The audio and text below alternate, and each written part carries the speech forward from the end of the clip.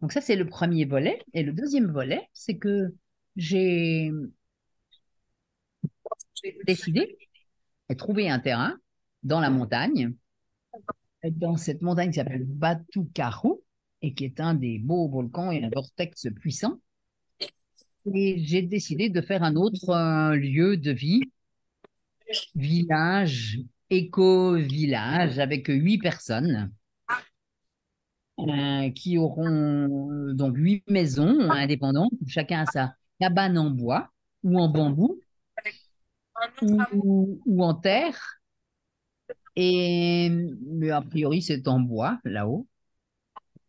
Et quelque chose, un élément, des éléments communs, c'est-à-dire un chalat pour le yoga, un espace pour l'art, pour ceux qui peignent, qui sculptent, qui font quelque chose et qui ont besoin d'un espace atelier, et puis une cuisine commune avec un resto où tout est organisé, parce que ici à Bali, avec un budget de 1500, 2000 par mois, on vit comme un roi, avec un chauffeur, des femmes de ménage, quelqu'un qui s'occupe de la maison. Et ça, c'est dans ce budget de 2000. Donc, c'est un. Et en étant euh, dans l'abondance de tout. Donc, c'est une. Dans cette période de vie, c'est un élément aussi très intéressant. Il fait beau tout le temps, parfois très chaud. Nous sommes à la saison des pluies et il y aura la pluie cette nuit, mais avant la pluie, il fait chaud. Et c'est pour ça que nous aimons ce lieu. Et c'est un lieu de sourire, de cérémonie permanente, de, de, de douceur, de gentillesse sur l'ensemble de l'île. Et on a toujours l'impression d'être dans un monde différent.